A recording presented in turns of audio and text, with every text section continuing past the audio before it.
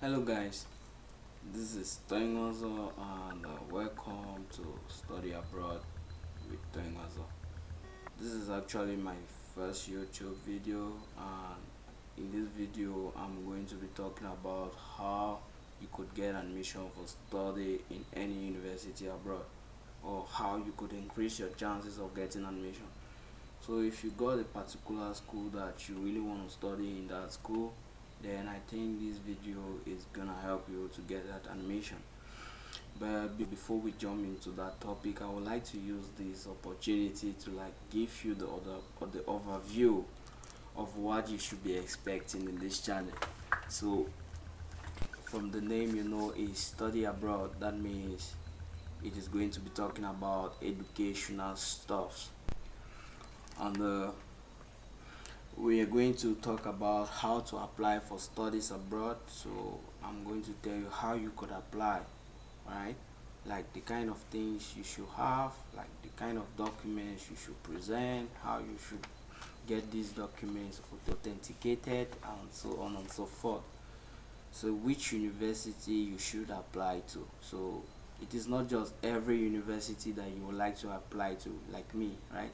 So I just want to teach you to avoid some of this error that I did, because I was like applying to every university. You don't have to do that. You just have to go straight to the point, hit the knock, and get your admission for that school. So which university you should apply to, which country you should apply to, and what to do as an abroad student. Okay, so we're going to talk, these ones are future topics. We're going to talk about the kind of things you should attend, the kind of things you should do as an abroad student, habits to cultivate before you move abroad. So in this one, I'll literally be talking about the kind of places you should visit already. Me, for example, I had the opportunity to visit the American Center, where I had to interact with people that knew better English, because that was why I was going there, to improve my English. Even though I still have a bad English, but I'm trying to improve it every single day. So those are the kind of happy habits, like the way you dress and stuff like that. I will be also be giving you free educational tool, like dormitory tools, school tools. If I get the opportunity, I will share it out to you, and I will also be assisting you in the application process. If you are aiming studying abroad and you find any difficulty, or you need any advice concerning your application, or anything concerning your study abroad ambitions, WhatsApp, just write me, table your problems, and I can see if I have a solution for it. Also, one on the list, I will be telling you how you can write an email. It is not just any kind of emails you should write. Business emails are there, educational emails are there, family emails are there. So we're talking about educational email. I'll be teaching you how to create link between you and your admission staff, how you could write your essays and stuff, because I did it. I wrote about 100 essays. I will apply to about the 200 schools, and finally I have chosen my own desired university. I have chosen my destination. So I am going to be talking about my school in the future, and I think I want to make it very cool and sweet. So apart from the overview, I also want to use this opportunity to give a big thanks to all the people that supported me. I want to say thank you to my family, one especially my dad, for the great support that he has been doing and he's still doing for me. I want to say thank you to my mom too, and I want to say thank you to my parents. A big thank you to you watching this video right now. I know you might have come to this video using the link that I sent to the group. I want to say thank you, because you are using part of your time that you were supposed to be studying together. And I want to let you know that this video will be very helpful, even if you are not aiming to study abroad, because I'm going to give you some tips that you're going to use when you'll be applying for studies internally, right? To studies here back in our home country, you're going to be using these tips.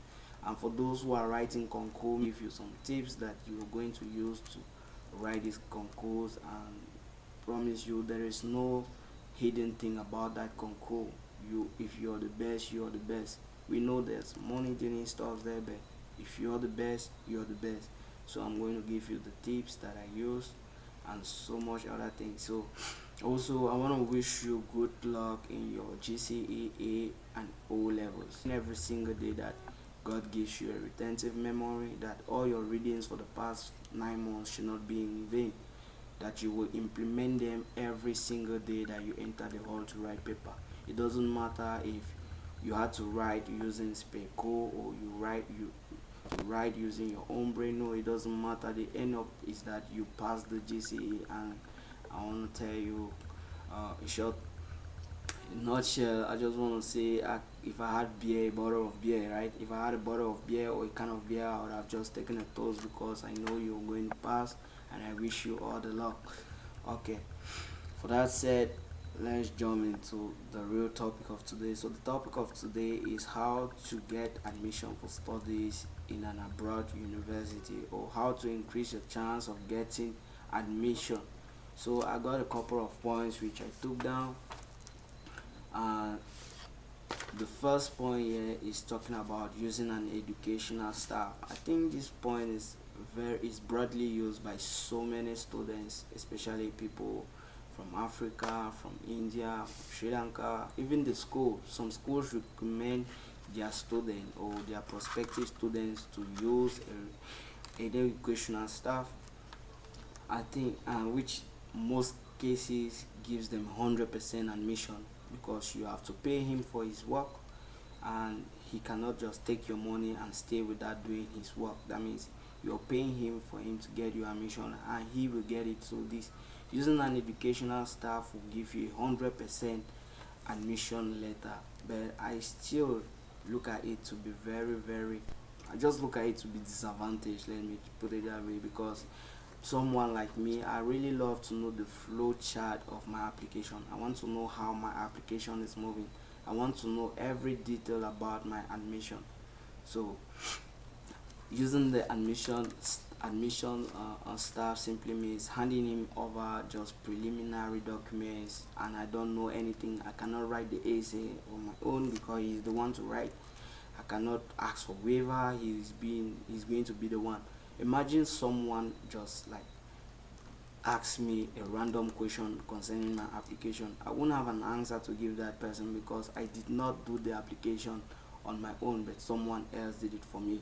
And also, like most other people like tell me, I did my application on my own. I went for a visa interview once. That you like apply on your own. Those guys are there for job. Those are their jobs. I don't say you abandon them. If you know you can't do the application, or if you notice you love a school, you love to study in one school and you cannot fulfill the requirements, please just look for an agent and get your admission, right? Not all fingers are the same. You might not be asked a question at the embassy and so on and so forth. So using an educational agent is very good. And the other thing too that I found really hard in this agent stuff is money. Yeah, I also tried about 3 times using an agent, and they charged me a lot. They asked me a lot of money. Imagine an agent asking me 1,000 or close to 2,000 US dollars for admission. That is close to my tuition, man. It is really close to my tuition, and I cannot really like afford that money for admission before paying tuition, before paying accommodation. But also agents are good because they look for scholarship. Like if you pay them that money, they will always try to push your documents too for scholarship program, and you can do that on your own.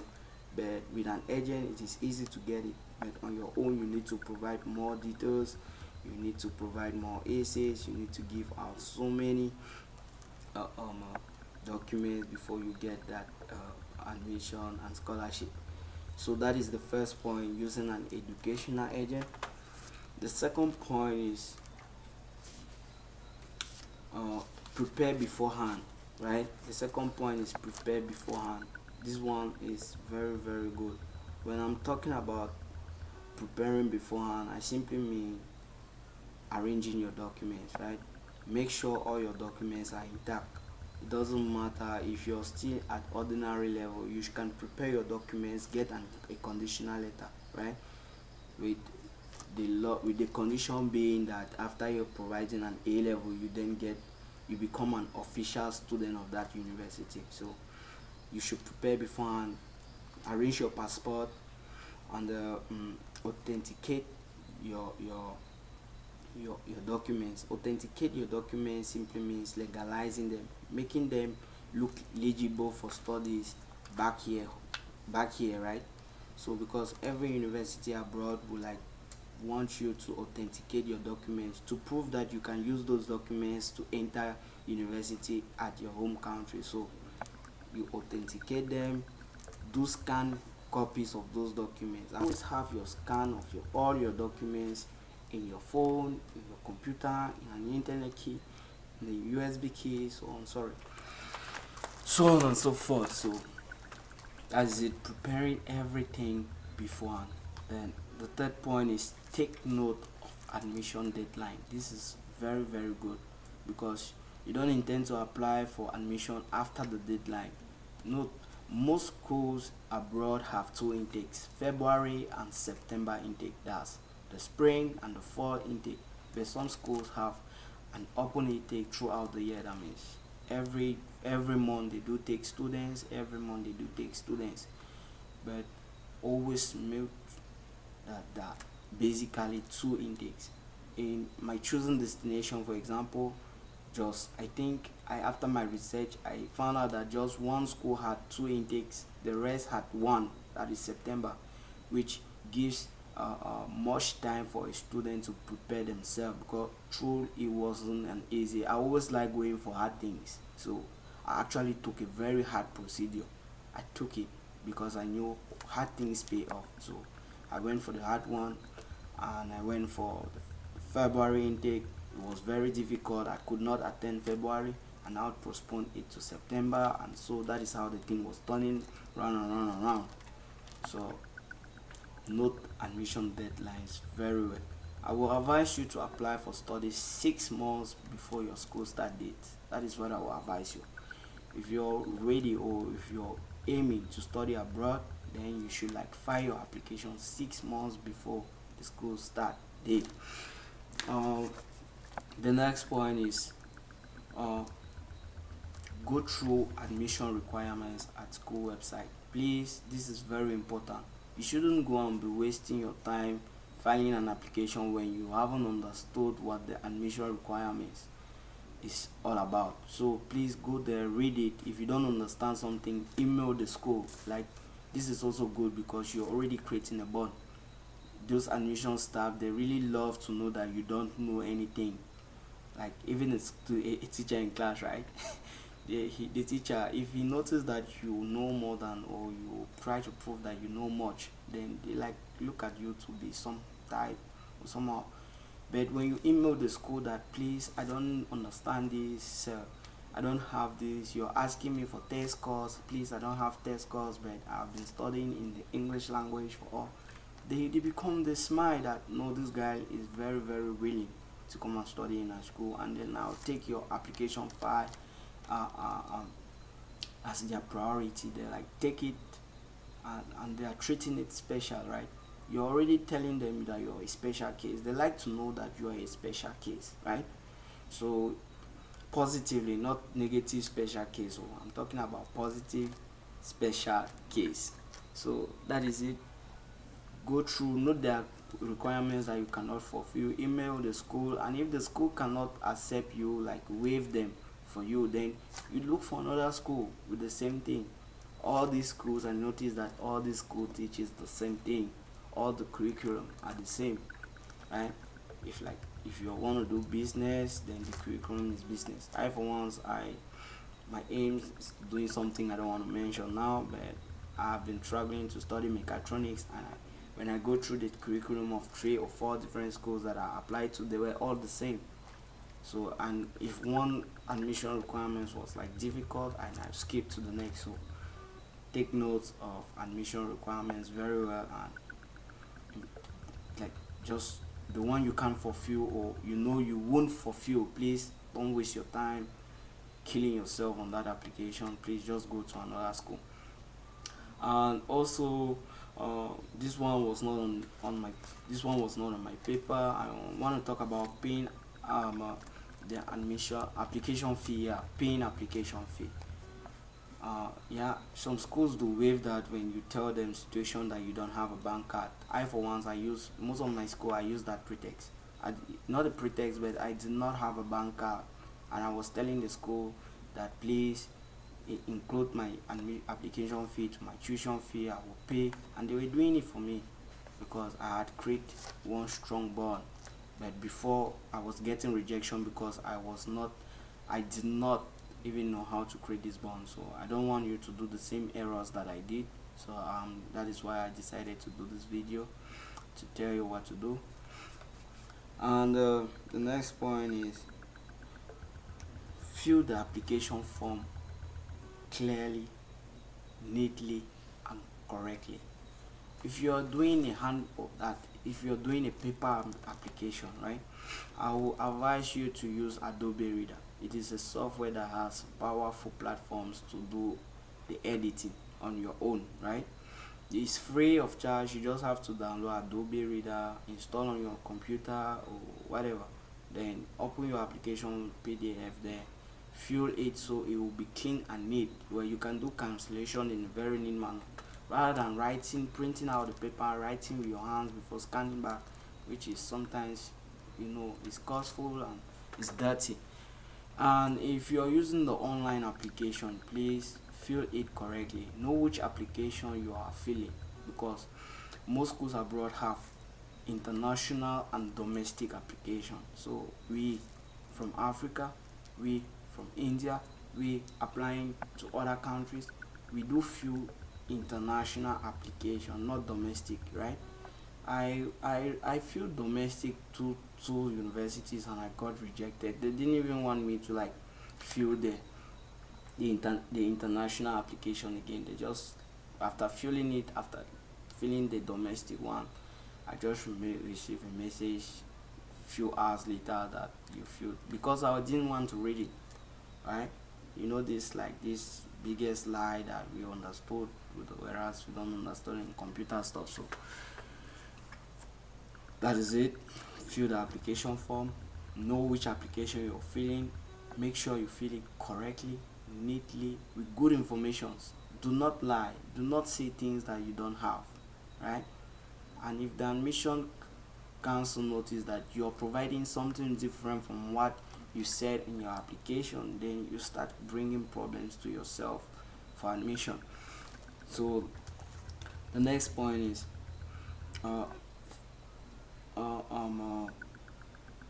make time for your application.